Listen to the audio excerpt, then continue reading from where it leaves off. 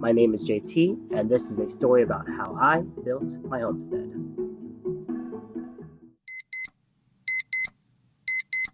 Hey guys, welcome back here. This is another episode of JT Time. JT here.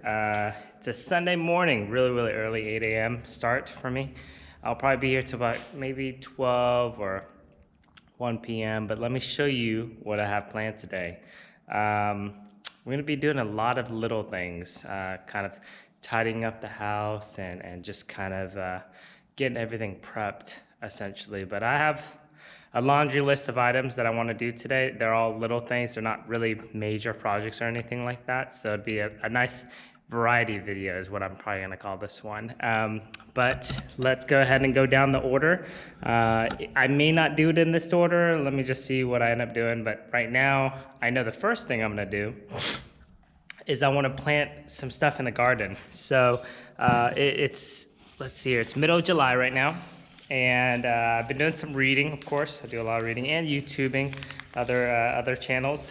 And I heard that you can actually replant some different heat tolerant and freeze tolerant plants right now and actually get some production. You may not get all of the seeds to actually germinate and actually produce, just because here in Texas it's pretty darn hot. So we'll see if this works or not, but I'm gonna do golden beets and I'm also gonna do broccoli. So if these seeds don't work out, it's okay. These we can get them pretty cheap.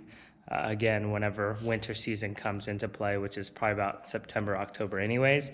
And if they do produce, great, that's awesome, you know? It doesn't, it's a win-win for us, because right now, weeds are growing in our garden. I'll show you that here in a little bit.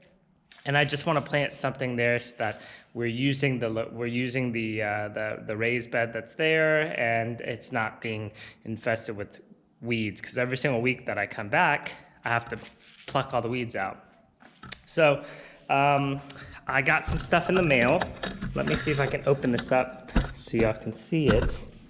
This is what I have, and usually I have my, I see job hazards that I can use to cut this open. Let's see what I got going on here. Okay. All right. Nice. So this is an intake filter. It's made by a company called Can Filters. Essentially, they are for my makeup air. Man, the camera's really pointed up high. Hold on 1 second, I'm gonna point it down. Okay, yeah, these are for my makeup air. So essentially, you know how I went up to the attic and I actually installed my large makeup air on the roof, so that air can actually come into the house whenever we turn on high CFM exhaust vent, like the kitchen, which is 800 CFM, and the master bath, which is also 800 CFM. They're both the same motor, essentially. Well, I don't want bugs flying into the house whenever that opens up, so this is going to be my catch for bugs. This is pretty darn expensive, to be honest. This is, I think it cost me like maybe $60 for this filter, and I could not find anything else that was cheaper than this. And I bought it from a company online, and there's many different places that sell this type of filter, so you can look up this brand, Can Filters, but I felt like this was the only brand that was there. I mean, I think the alternative to buying this is making one yourself, just sticking a filter in and actually building a little round box that has a little ceiling surface that's 6 inches or whatever diameter that you want. But this was nice because I can go out and buy these filters. I can replace them easy. You can see here that there's a latch on this, so whenever I need to replace this filter, I just open up the latch, take it out, and then stick a new one in and then close it. And that's it. And the air goes through there, filters out all your bugs and everything, and then you get clean air into your house. So this is nice. I bought 2 of them. And I mean, this filter is not going to be the best filter in the world, because the air that's coming into the house, it's going to get sucked right back out. So all this is really for is like bug prevention into my house, which is something I really want.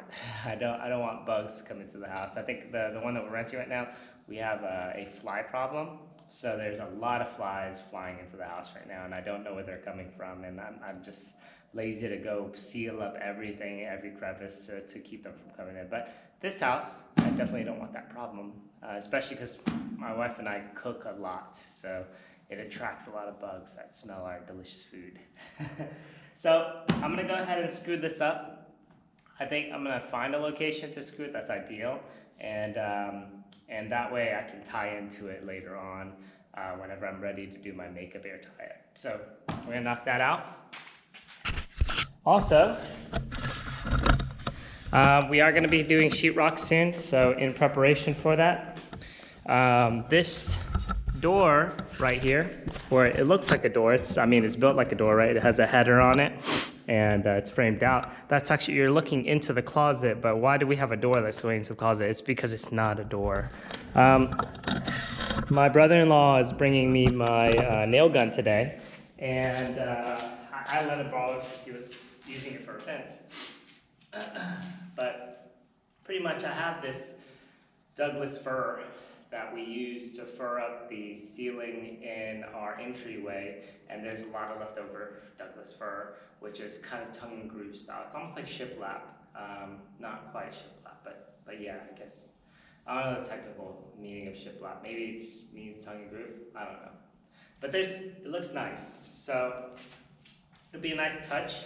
But it's just maybe 4 inches wide, and it's just gonna go down here, and it's gonna pretty much stop at these 2x4s right here, and it's gonna just stack up all the way to the top of the header. And then the rest of this, like, what am I gonna do over here to kind of even it out?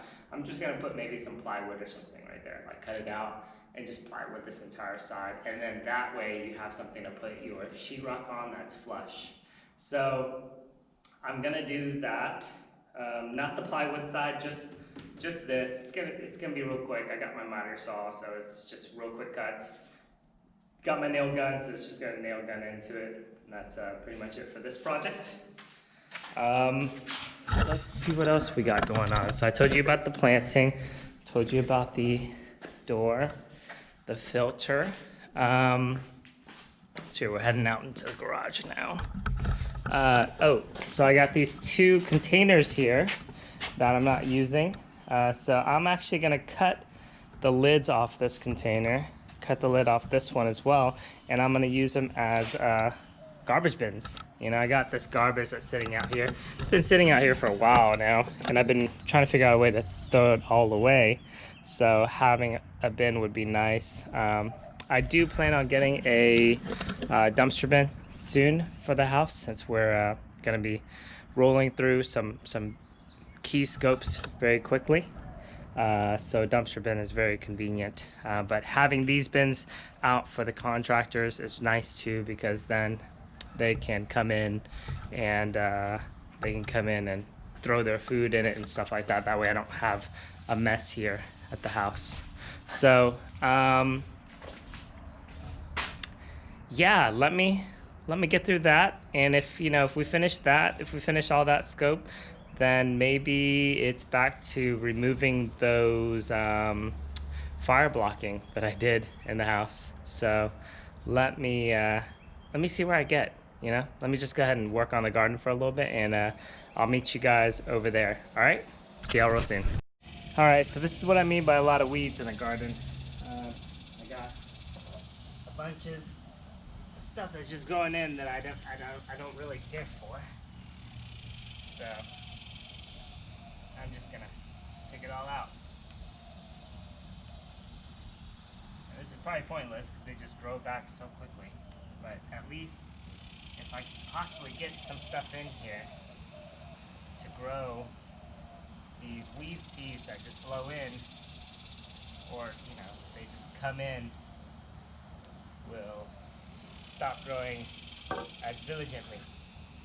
They're very, very diligently growing right now in my garden. Alright, so I'll be doing this for a little bit. So I'm gonna go ahead and stop the video here, and I'll catch up with you real soon. Alright guys, welcome back. I got my brother-in-law here. He's a dedicated fan guy. That's me.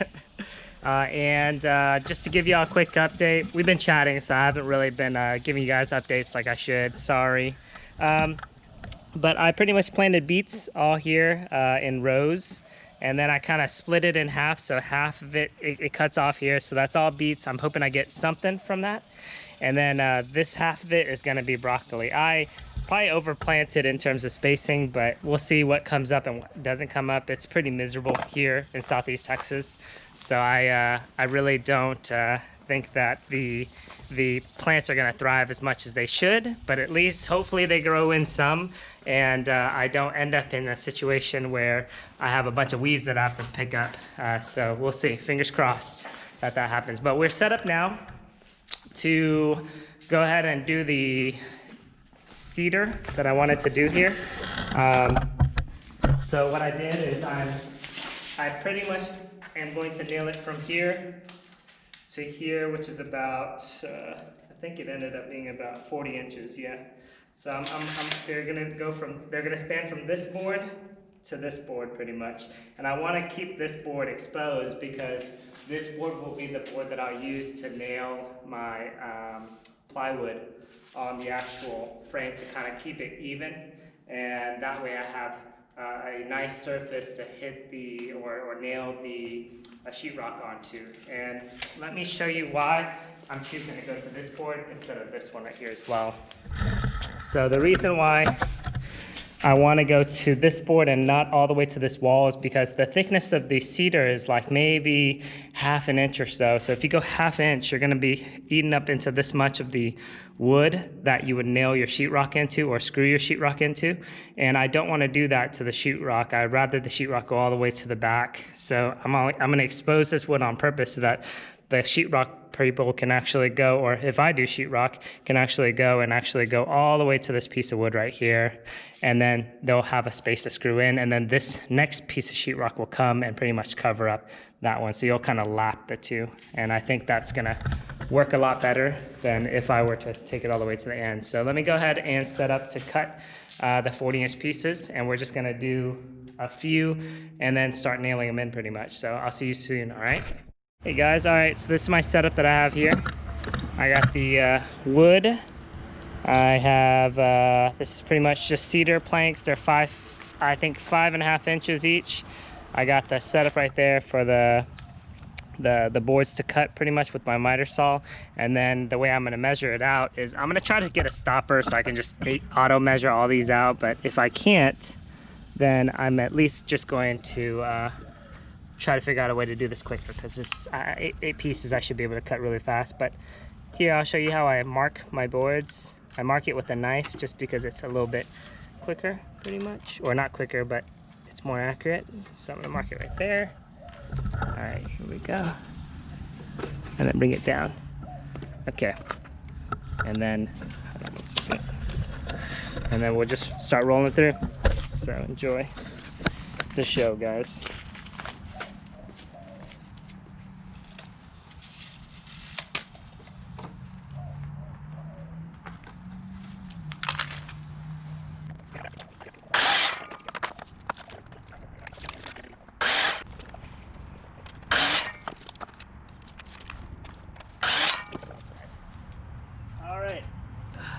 Let's go inside, guys. Okay guys, so we're back inside.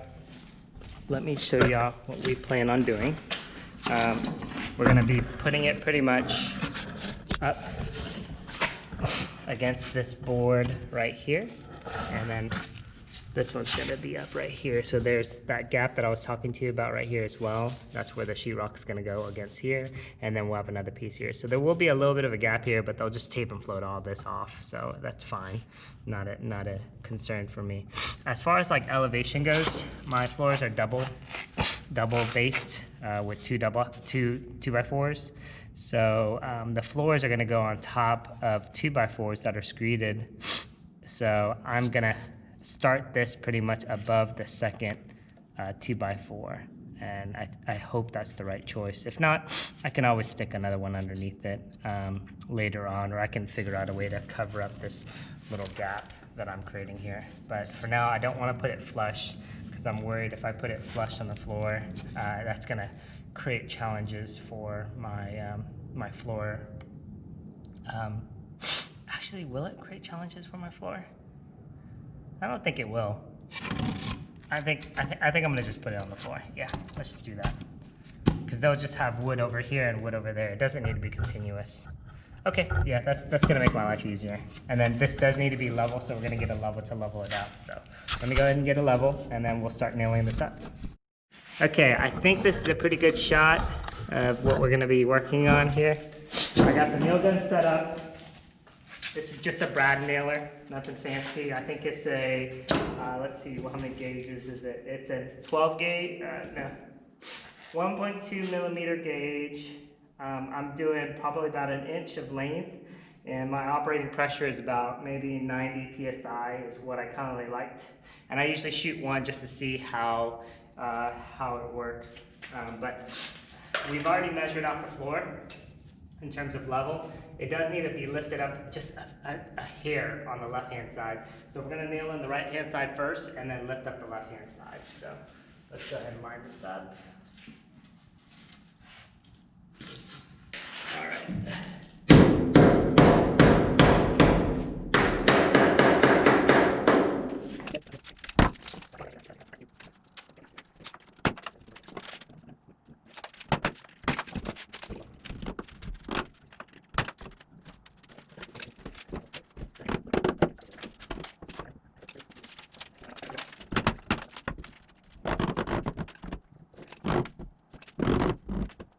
Guys, so I am out of memory on my GoPro. Yeah, so technical difficulties, but I went ahead and just finished what I was working on. Let me try to stabilize the camera a little bit because it's gonna be shaky. I went ahead and finished what I was working on in general for the spice cabinet that we're making, or spice rack that we're making. So let me go and show you the final product and kind of show you what I did. So here's the finished product. Boom, right there. So pretty much just looks really good, you know? I really like it. My wife came by and she saw it and she loved it. So I'm really happy with it. I think it'll look great. We're gonna have to probably get specialty jars that'll fit this kind of thickness right here. I mean, I'm sure there's standard jars that we can buy too that'll actually work within this thickness as well. Here you go, wide angle, nice. So I'm gonna leave it like this for the time being. And then in addition, let's jump over to this side real quick. You can see kind of what I did. I left a little gap over here. Like I said, this is where the sheetrock's just gonna slide in pretty much.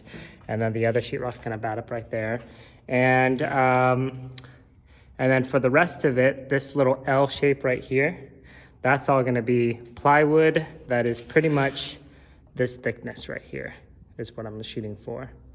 And then that'll make this flushed for sheetrock to go right onto it. But that's pretty much the end of that project.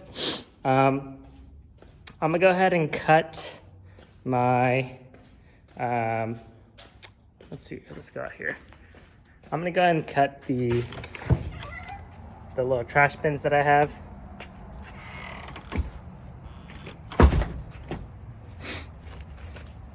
Which are right there. And I'm really just gonna use a Sawzall on these trash bins. This is just, I don't know what this was, a degreaser or something. It's not flame retard. It's not flammable, so I don't need to worry about flammability of these containers. So I'm just gonna start right here and then just cut a little circle, and that's gonna be my trash bin. Yeah, so these were just sitting around. I wasn't using them, so I figured I'd just repurpose them for a nice job site. And then worst case scenario, once I'm done with these, I can either donate them to somebody or I can leave them in my shop as trash bins for catches for projects that I do here and there. So let me go and knock this out. And since I don't have my GoPro anymore, I'm just gonna do my kind of casual updates as I finish a project here and there, just because it's a lot easier logistically. It's really tough for me to try to hold the camera up and do work at the same time, and it's probably unsafe too. So let me go ahead and knock this out, and I will see you back here in about probably 10 minutes, maybe less. I don't know how long it's gonna take me to cut through this, so we'll see. All right, see you soon. All right, guys, so look at this. I've already used them. Worked out really well. The top plate, what I did was I cut it and I just placed it on the bottom to reinforce the base of it. It probably didn't need the reinforcement, but I went ahead and did it anyways. And then this is the other one. The bags, these jugs are 55 gallons. The bags I'm using is 42 gallons, I believe. So it kind of fits it perfectly in terms of, it's a really, really snug fit. I don't need to clamp the sides or anything to keep this bag in place. It's already there because it's being stretched around the outer rim. So I'm pretty happy with that. I'm gonna go ahead and wrap these bags up, put them in the back of my truck, and take them to the local dump. And I could pick up some of this trash too, but I think I'm just gonna wait for my dumpster truck to go ahead and just load it into my dumpster truck pretty much. But that's pretty much it for this project. I'm glad I got to clean up this little pile because I'm usually a clean freak. I like stuff to be organized, but I just didn't have a way to chunk it and had other priorities to deal with. So let me go ahead and now take these 2 bags out, put them in the back of my truck, and I'll move on to the last project for today. All right, guys, so we're here at the end of the video. I managed to clean up the site a little bit. It's been kind of dirty for a little bit, so I went ahead and cleaned it up. And then on top of that, I left one of the trash cans in here inside the site, just to kind of motivate anybody that works in here, even myself, to go ahead and just dump stuff inside that trash if they have any kind of like small trash they need to put away. In addition, left one out here as well. So I sort of loaded up my truck with all this stuff to take to the dump, and pretty much that's kind of where I'm at today. So I think I'm gonna go ahead and call it a day. It's never what I hope to get done, but it's enough to keep the needle moving forward. So I'm happy about that. But I'll catch you guys next time. I hope y'all enjoyed the episode. See y'all real soon here on JT Time.